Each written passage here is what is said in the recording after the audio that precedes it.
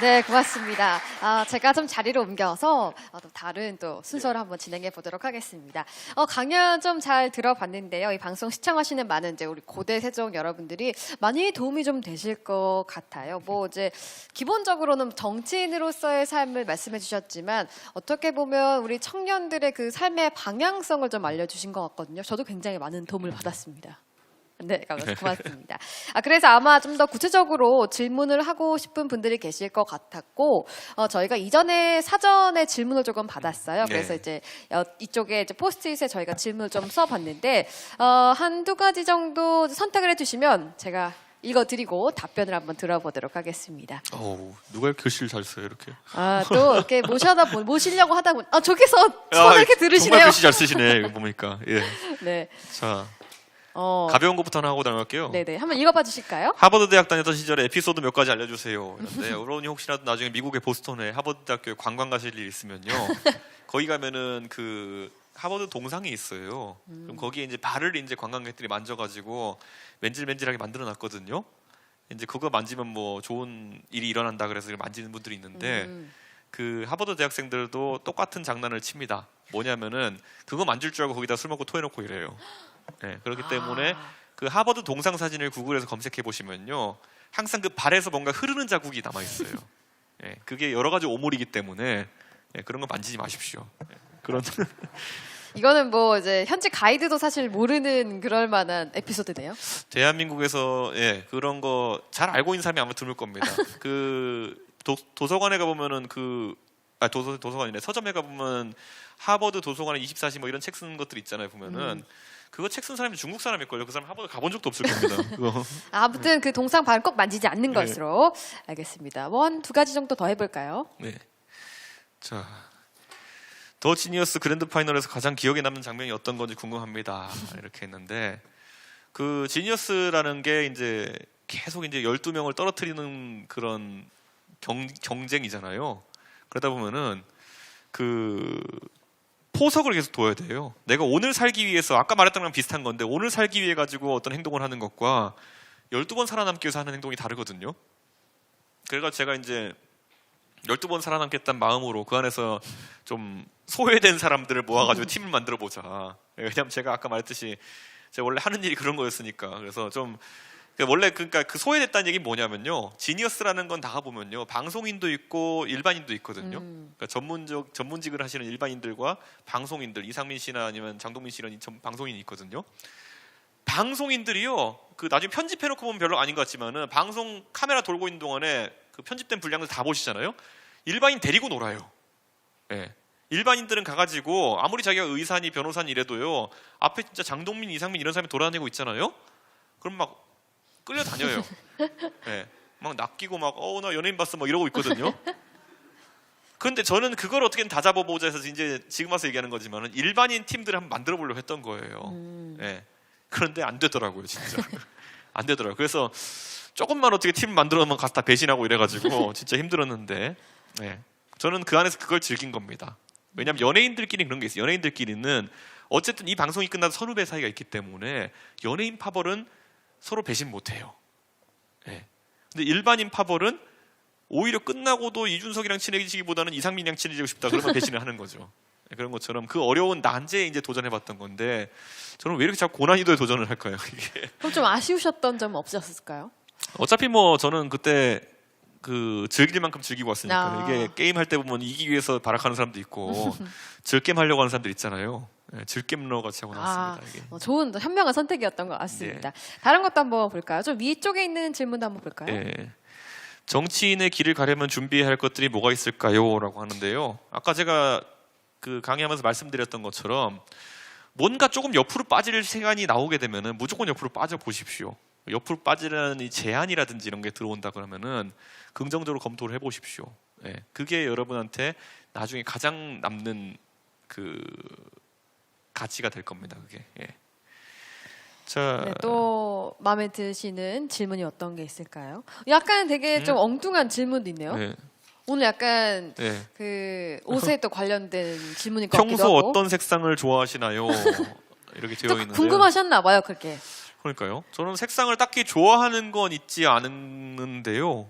그 하늘색 비슷한 걸 좀 좋아합니다. 어쩐지 예. 오늘 다 푸르신 것 같습니다. 근데 이거 우리 민주당색에 가깝고 근데 그 하늘색이 이제 제가 이제 정당을 하면서 제가 원래 한나라당 시절에 해가지고 새누리당 이름 바뀌고 그다음에 새누리당이 이제 탄핵 겪으면서 바른정당이랑 자유한국당 갈라졌다가 또 제가 바른정당에 있다가 바른미래당 됐다가 이제 이렇게 오게 됐는데 그 당 색깔 중에 가장 좋아했던 게 바른정당의 하늘색이었습니다. 예, 바른정당이라는 것도 개인적으로 되게 제 나름대로 많은 투자를 해가지고 했던 시도이기도 하고요. 그래가지고 그 색깔이 가장 기억에 남습니다. 자, 왜 정치인이 되려고 네. 했는지 궁금합니다. 다 설명했잖아요. 다 이 모든 것은 싸이 씨의 오래된 포석이었을 수 있습니다. 근데 저는 싸이 씨 하는 거 보고 비영리에 눈을 뜨고 비영리를 하다 보니까 내가 이것도 잘하네. 그런 영역에서 그러다 보니까 아이들과 같이 있다 보니까 문제인식이 생기게 되고 그래서 제가 또 여기 있는 분들 중에 아마 제가 이렇게 표현하면 옳을지 모르겠지만은 아마 정치권에서 그 당시에 박근혜 대통령 정도 되는 인물이 정치 입문 제안하면요 저는 99%가 하루 정도 고민하고 다 받을 거라 생각합니다. 네. 그래서 이거는 아마 저도 그냥 솔직하게 말씀드리면요 제가 그때 제안을 받아가지고 하루 정도 고민했어요. 네. 처음에 거절하고 그 다음에 두 번째 연락 왔을 땐 제가 받았거든요. 아마 여러분도 그런 제가 말했더니 기회가 오면 놓치지 마십시오. 네. 그리고 이제 실제 그 실시간 댓글에서도 예. 좀 질문을 하고 계신데 방금 이제 답변해 주신 것과 네. 조금 비슷한 것 같긴 해요. 그때 당시 이제 보수 집권이라서 그랬긴 했지만 네. 민주당 쪽에서 뭐 러브콜이 왔다면 어떻게 하셨을지 궁금해 하시네요. 민주당은 저한테 러브콜을 보낼 일이 없었을 거라 생각하지만은 보냈다 하더라도 저는 그 안에서 그 서열을 뚫을 자신 좀 없습니다. 예. 저는 저희 세대는 비우는 세대예요. 이렇게 말씀드리면 뭐냐면 지금 20대 30대 같은 경우에는 영웅이 되기 힘든 그런 사회입니다. 왜냐하면은 그 새누리당 같은 경우에는 그때 산업화의 영웅들이라고 하는 분들, 그러니까 결국 과거에 이제 그 박정희 시대 때 이제 날리던 분들이 지금 당의 주류가 돼가지고 그 당을 이끄셨던 것이고 지금 민주당은 보시면 알겠지만 운동권 세력들, 민주화의 주역들이 이제 그 당을 이끌고 있는 것이거든요. 근데 굳이 말하자면요, 제가 이제 그 다음 세대인데 우리가 산업화와 민주화가 된 상황 속에서 뭐 그렇게 다른 아젠다가 또 나올까? 이런 생각을 하거든요. 그걸 찾아야지 그걸 이룬 사람이 정치 지도자로 성공할 수 있는 것인데 지금 갑자기 우리가 뭐 다시 누가 나라를 말아먹는 게 아닌 이상 그런 어떤 영웅적인 지도자가 나오긴 어렵다. 그런 상황 속에서 근데 이거 있죠. 그러니까 산업화의 주역인 그분들은 곧 이제 나이가 많으셔서 돌아가시기라도 하지 이 민주화의 주역이라고 하는 사람들은 아직까지 1, 20년 더 해먹을 것 같거든요. 그렇기 때문에 저는 민주당에 가라고 해도 안 갔을 것 같습니다. 보면은 실질적으로 지금 보시면은 그 산업화의 주역이라 하셨던 분들이라는 분들은 뭐 의도했던 건 아니지만 탄핵이라는 과정을 통해 가지고 많이 지금 이제 물러나셨거든요. 근데 민주화의 그 586이라고 했던 그분들 같은 경우에는 지금 다 해먹고 있잖아요. 네. 이분들은 아직 한 10년, 20년 동안은 그 옛날에 그 친박이 했던 것처럼 계속 해먹으실 겁니다 앞으로. 네. 그러면 약간 좀 연결된 질문 하나 더 있습니다. 그렇다면 이제 현재 국민의힘에 또 장단점이 또 있을 거잖아요. 그럼 좀 어떻게 생각하실까요? 국민의힘의 장점이라고 한다면은 뭐 기본적으로 덩어리가 크죠. 그러니까 제가 아까 바른정당에서 제가 했던 시도들이 제가 정말 해보고 싶은 시도들이다라고 얘기했는데 반대로 그거는 그 선거에 당선되기 위한 51%의 표를 모으기에는 굉장히 어려운 시도들이었어요. 근데 국민의힘이라고 하는 곳은 기본적으로 한 30% 정도는 먹고 시작하거든요. 우리 당 후보로 나가가지고 30% 밑으로 득표하는 사람은 거의 없어요. 낮아도 35 이 정도 득표하거든요. 거기부터 시작인데 그게 이제 하나의 장점이고 단점이라고 하면은 35에서 40까지 올리기가 정말 힘든 정당이죠. 40에 45 올리기도 힘든 정당이고. 그래서 제가 이번에 서울에서 44.7% 받았거든요. 제가 서울에 강북에 4등 했어요. 제가 25개 지역구 중에서. 근데 이제 나머지 지역구들 보면은 진짜 40% 밑으로 받은 분들도 있는데 이런 것처럼 누군가는 이제 비호감도라고 얘기하지만은 거꾸로 말하면은 그 지지층이 좀 약간 분열돼 있어요. 뭐냐면 저같이 젊은 사람도 있지만은 요즘 20대 남성이나 이런 분들은 저희 당 지지하는 분들 많은데 그 젊은 층이랑 이제 60대 이상의 이런 지지층이랑 너무 생각하는 게 달라요. 지향점도 다르고요. 사안에 대한 판단도 너무 달라요. 20대 같은 경우에는 개인의 자유나 이런 것들에 대해서 굉장히 중요하게 생각하거든요. 근데 60대 같은 경우에는 그 진짜 좀 전체주의적인 사상을 가지고 있는 분들이 있어요. 제가 이제 농담 삼아서 60대 이상의 보수 지지자는 애국 보수 한다고 하는 분들이 있는데 50대 지금 운동권 분들도 애국진보 하시는 분들이 있거든요. 전체주의적으로. 예. 그러니까 그분들 맨날 몰려나가가지고 한 분들은 한쪽에 분들은 광화문에 시위하시고 한 분들은 서초동에 사시고 이러잖아요. 보면은. 저는 이제 지금의 젊은 세대 같은 경우는 굉장히 개인주의적이고 긍정적인 측면에서 개인주의적인 성향이 강하기 때문에 그런 사람들을 영원히 이해 못할 것이다. 그래서 이제 우리가 볼링을 칠 때 가장 힘든 게 뭐냐면 왼쪽하고 오른쪽에 핀이 나눠져 있는 거거든요. 국민의힘이 약간 지금 그런 상황이에요. 저랑 하태경 의원 같은 사람들은 그래도 이 젊은 사람들을 공략해보자고 이제 해가지고 닥친 대로 다 건드리거든요. 저희는. 하태경 의원은 저랑 페미니즘 이런 거에 대해 가지고 진짜 관심 없었거든요. 원래. 하태경 의원은 그 북한 쪽 되게 관심이 있었던 거고 저는 아까 말했던 교육 쪽 관심이 있었었는데 그때 다른 게 아니라 그 저랑 MBC 라디오에서 저랑 신지혜 씨랑 매치업을 시켜가지고 그분이랑 토론하다가 저는 그냥 상식선에서 얘기했는데 예. 그래서 이수혁 사건이라고 기억나시는 분 있을지 모르겠지만은 그 말이 안 되는 사건이거든요. 남자랑 여자가 술 먹다가 술집에 싸운 사건인데 거기에다 페미니즘을 덧칠해가지고 머리가 짧고 화장을 안 했기 때문에 맞았다 이래 버렸거든요. 근데 대한민국의 그 남성과 여성이 공이 겪어보는 일이지만은 아니 술 먹다 싸운 일이 있어도 그 뭐 술 먹고 그냥 서로 오해가 있어서 싸울 수는 있지만은 그걸 갖다가 머리가 짧고 화장을 안 해서 맞았다라고 하기 시작하면 그런 식의 피해의식을 가지면은 이거는 진짜 과거의 지역 갈등보다 더 망국적인 성별 갈등이 생기는 거거든요.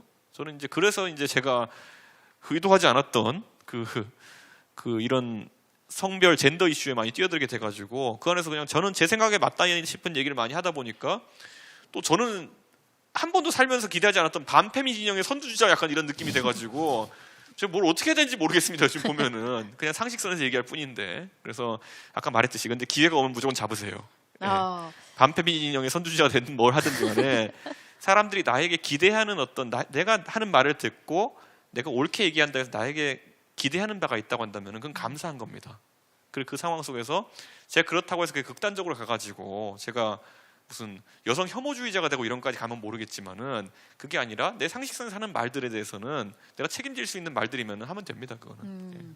근데 그러면은 항상 말씀하시는 게 뭐 다른 길이 있으면 무조건 가봐라 이렇게 말씀해 주시잖아요. 네. 근데 질문 중에 하나가 청년의 정치 참여가 왜 중요한 것 같을까라고 이렇게 생각하시는 분들도 있으실 것 같아요. 저는 이런 생각을 해요. 그러니까 그 아젠다 세팅이라는 게 결국은 우리나라는 그 빨간당이나 파란당이 결국에는 아까 말했던 산업화 세대와 민주화 세대가 본인들의 아젠다라고 생각하는 것들을 잡아가지고 이제 집권을 해왔던 것이고 두 번씩 대통령 주고받으면서 이제 계속 오고 있는 거거든요.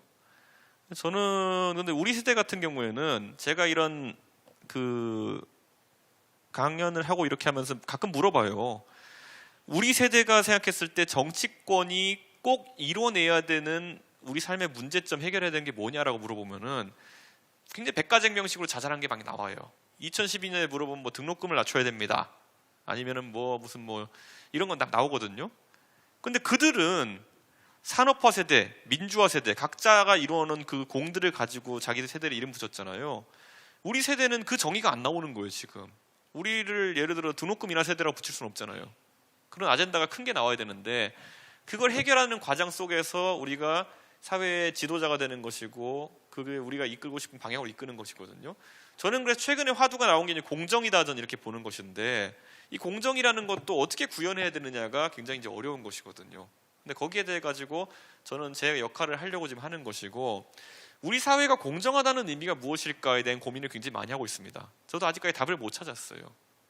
예를 들어 뭐 공정하다는 것을 어떻게 받아들일지 모르겠지만은 그 남성과 여성이 같은 일을 하면은 동일 임금을 받는 것이 당연하다. 그게 동일 노동 동일 임금의 원칙이거든요. 여기까지는 저도 동의해요.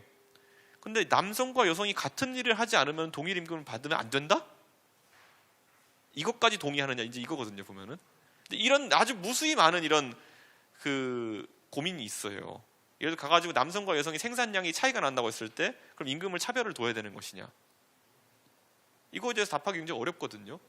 이거에 대해서 답을 찾아가는 과정 중에서 저나 뭐 진중권 교수나 이런 사람들이 딱 요게 답이다까지는 아니더라도 여러 의견을 수합해가지고 이제 해법을 하나 만들어내려고 하는 과정 중에 있는 것이죠. 그래서 저는 이게 저희 세대의 숙명이다. 그래서 정치권이 이 일을 해야 된다. 그래서 여러분도 거기 좀 참여해줬으면 좋겠다. 근데 이거 이기적이면 안 돼요. 예, 이기적이면 이거 답이 안 나오거든요. 예. 그래서 또 궁금해하신 게 이제 실시간 댓글에서는 네. 청년 정치인 양성은 어떻게 되는지 요거에 좀 궁금하실 것 같기도 해요. 저는 청년 정치인을 육성하는 건 말이 안 된다 이렇게 봅니다. 육성이 안 돼요. 네. 왜냐하면 정치라는 거는 종합 예술이거든요. 제가 예를 들어 말을 뭐 토론을 잘한다, 화술이 있다 해가지고 제가 예를 들어 청년 정치인 지망생들을 불러놓고 화술을 가르친다 해서 걔네가 화술이 배양되진 않아요. 거꾸로 이제 토론 대회나 이런 걸 나가 보면요, 거꾸로 자기들끼리 토론 동아리 만들어가지고 토론 대회 하고 이런 친구들 보면요, 자기들만의 격식을 만들어서 카르텔 속에 갇히는 경우가 되게 많아요. 자기들은 토론 연마한다고 생각하지만은 그게 뭐냐면 이런 거예요. 토론 대회 제가 사회를 보는데 양쪽이 다 이렇게 시작해요. 저희가 먼저 입론 들어가겠습니다 이래요. 네. 100분 토론 시작하면서 그런 얘기하는 사람 본 적 있어요? 100분 토론 시작하는데 갑자기 민주당 사람이 나와가지고 제가 지금부터 입론 들어가겠습니다. 예. 그다음 상대방이 말하니까 제 반론을 시작하겠습니다. 미친놈이라고 할 거 아니에요. 보면 그런 얘기 하면은. 그런데 본인들은 그런 격식을 만들어가지고 그러고 놀면서 아 우리는 토론 동아리야 이렇게 하는 그 카르텔을 만든 거거든요. 저는 이제 그런 것처럼 육성이라는 타이틀이라든지 아니면은 어떤 매니악한 어떤 그런 영역으로 가가지고는 정치가 답이 없다. 그냥 매력도예요, 매력도. 개인의 매력도라는 거는 여러 가지로 측정될 수 있고 여러 가지로 발산될 수 있는 것이거든요. 그거는 본인이 그 선거라는 과정을 통해 평가받는 것이고, 정치권이 해야 되는 것은 젊은 정치 지망생들 중에서 공정하게 선발을 하는 것이고 활동할 기회를 주는 것이지 절대 육성이 아닙니다. 저는 가르칠 자신도 없고 저는 육성할 자신도 없어요. 예. 그렇기 때문에 저는 그 지점에 있어가지고는 그래서 기본이 정치의 기본이 뭐냐면은 참여라는 거죠. 예. 내가 정치를 하고 싶으면은 뭘 육성당하고 이럴 생각하는 게 아니라 내 의지를 보여가지고 난 하겠다는 걸 보여줘야 되는 것이고, 정치는 좁은 의미의 정치, 협의의 정치 말고도 광의의 정치도 있어요. 좁은 의미의 정치라는 거는 선거에 나가가지고 선출되는 것을 의미하는 것일 테고요. 광의의 정치라고 하는 건 뭐냐면요, 정치가 뭡니까? 세상을 올바르게 만들고 세상을 바꿔나가는 것이거든요. 내가 속한 조직을 바꿔나가는 행동을 할 줄 아는 사람들은 정치를 하는 사람들이에요. 내가 예를 들어 고려대학교 세종 캠퍼스라는 좋은 학교에 다니면서 이 안에서 내가 이 세종 캠퍼스를 바꾸기 위해서 한 일이 하나라도 있는 사람은 정치를 한 거예요. 하지만 여기에 있으면서 바꾼 게 없는 사람은 아무것도 한 게 없는 거예요. 그래서 난 이 안에서 그냥 등록된 사람일 뿐이에요. 이 안에서 예를 들어 편의상 총학생회장도 뽑고 다 했겠죠. 근데 그렇게 해서 총학생회장 뽑아놓는다 해서 그 사람이 리더가 되는 건 아니에요. 그 사람이 뭘 바꿨느냐라는 거예요.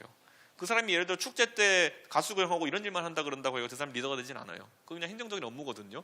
리더라고 하는 사람, 정치인이라는 사람은 결국 남보다 앞서서 문제점을 발견하고 해법을 제시하고 그걸 이뤄낸 사람들을 정치인이라 하는 거겠죠. 그러니까 저는 그 차이점을 좀 봐야 되지 않나 이렇게 생각합니다. 보면은. 네, 이제 대학생 입장에서 좀 중요한 포인트를 좀 짚어주신 것 같습니다. 뭐 실시간 댓글로도 그리고 포스트잇으로도 좀 받아봤는데 현장에 또 계신 분들이 계셔서 뭐 한두 가지 정도 한번 받아볼까 싶은데요. 네, 손 들어주신 분 말씀해 주세요. 네, 안녕하세요. 저는 자유공학부 20학번 김명준이라고 합니다. 이순석 씨라고 하면 첫 번째로 하버드라는 게 그 다음에 이제 말빨, 일명 말빨이라는 걸로 유명하신데, 뭐 100분 토론이랑 뭐 저번에 여러 가지 토론에 나가셨는데 그 유튜브 댓글에 보면 뭐 갓준석, 이준석이 압살했다, 뭐 이런 소리가 자주 나오는데 이렇게 토론을 잘 하시는 그런 방법이 있나요? 아니면 뭐 이렇게 할 수 있는 이런 게 있어요. 그러니까 토론은 우리나라에서 잘한다고 소리 듣고, 저 이전에 이제 잘한다 소리 듣던 사람 뭐 유시민 씨도 있고 진중권 교수도 있고 막 이렇게 있잖아요. 그런데 아까 말했듯이 토론도 마찬가지고 정치도 마찬가지고 매력도 측정이에요. 매력도 측정이라 하면 본인의 스타일을 구축해야 되는 것이거든요. 예. 노래를 가장 잘 부른다의 정의가 뭘까요? 노래방 기계 점수 가장 잘 나온 사람이 가수 하는 걸까요? 아니거든요. 스타일이 있고 누군가 허스키하고 누군가 맛깔나게 부르고 이런 것들이 다 있는 거거든요. 토론도 약간 마찬가지예요, 보면은. 그래서 저는 애초에 보면은 저도 2012년에 제가 토론 잘한다 소리 들었던 거랑 지금 와가지고 이제 제가 하는 토론 스타일은 조금씩 바뀌어요. 아까 제가 말했던 건 제가 처음에 훈련됐던 거는 정말 중학교 2학년 논팽이들도 알아들을 수 있을 정도의 그런 어떤 관심 유발형 단어들 쓰고 이렇게 해가지고 했던 게 체특화 됐던 거고요.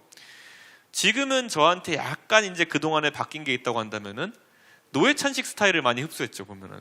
노회찬 의원이 과거에 이제 많이 하셨던 것이 비유를 많이 들어 쓰는 거거든요.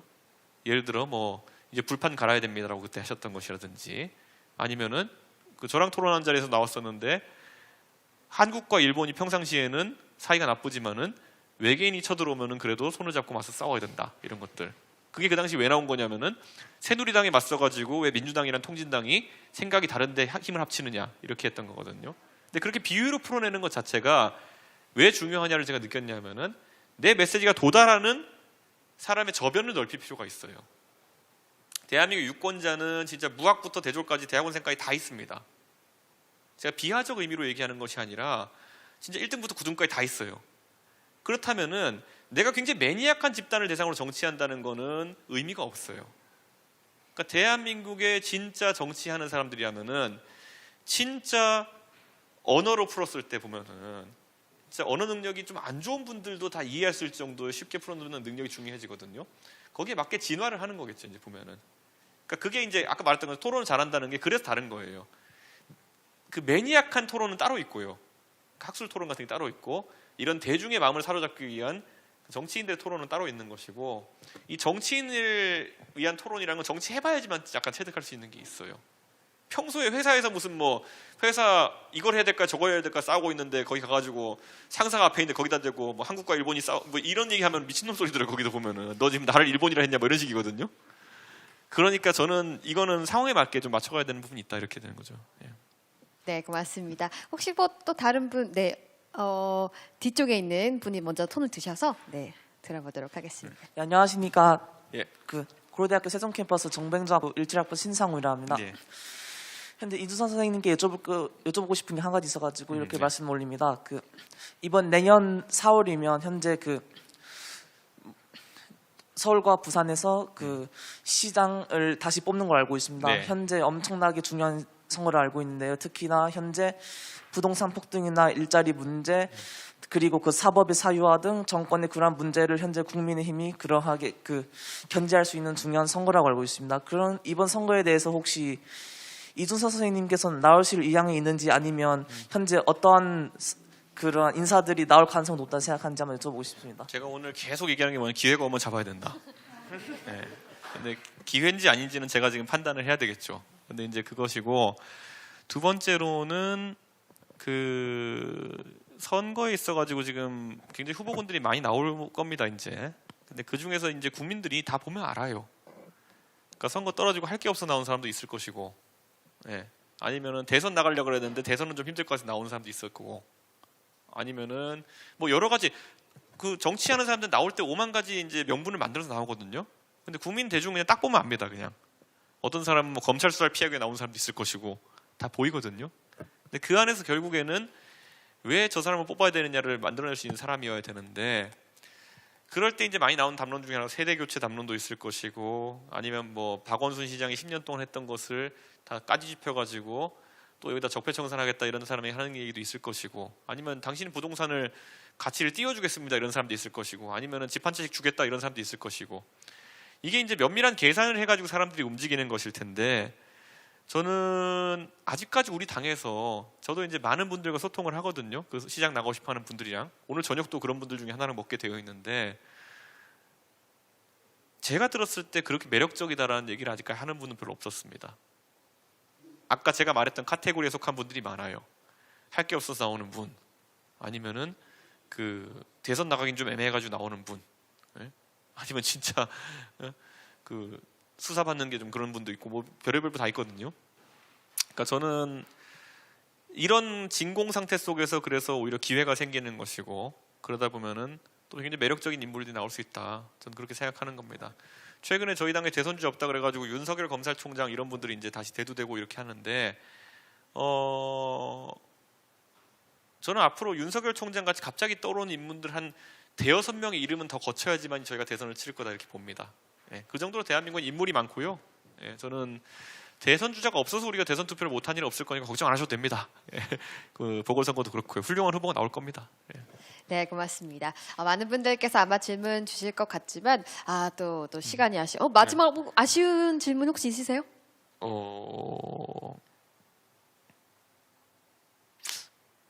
정치를 제외하고 가장 흥미있는 분야는 무엇인가?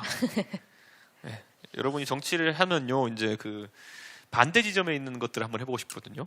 정치라는 거는 굉장히 사람들과 계속 대화를 많이 하고 머릿속에 계속 뭔가를 생각을 돌리고 있어야 되는 것이고 여론의 향배를 살펴야 되는 것이고 이게 지칠 때가 있어요. 그래가지고 제가 재작년부터 시작한 게 뭐냐면은 스쿠버 다이빙을 합니다. 오. 네, 스쿠버 다이빙을 하는데 그 스쿠버 다이빙 하면서 이제 가장 좋은 게 물속에 들어가면 핸드폰이 안 울리잖아요. 네, 그런 것들 즐기고 있는데 정치하면서 내가 느끼는 그런 어떤 조급함이라는 걸 달랠 수 있는 그런 활동들에 많이 이제 눈을 뜨고 있어가지고 이래서 사람들이 나중에 가면 아저씨 스포츠들 다 하게 되나 봅니다. 소위 말하는 낚시, 자전거, 네, 아니면 뭐 그런 어떤 스쿠버 다이빙 이런 것들. 저도 그래서 이제 나이가 36이어서 그런지 모르겠지만은 하나씩 아저씨 스포츠에 관심을 가져가고 있습니다. 예. 여러분도 그런 날이 올 거예요. 웃지 마세요. 아, 갑자기 무슨 또 우리들이 약간 뜨끔해지는 그런 시간이었네요. 아, 너무나 좀 아쉽게도 시간이 자꾸 흘러가는데요. 경험을 좀 공유해 주시고 조언을 주신 우리 정치인이자 청년들의 선배 이준석님 모시고 토크 콘서트를 진행해 봤습니다. 이제 마지막으로 한 말씀만 좀 소감을 좀 들어보고 마무리를 할까 해요. 소감이 좀 어떠셨을까요? 그 정치라는 건요, 사람이 할 수 있는 가장 명예로운 그 경력 중에 하나입니다. 명예로운 경력. 그리고 아까 말했던 것처럼 정치라는 것은 선거에 나가서 당선되고 정당에서 활동하는 것만이 그걸 의미하는 게 아닙니다.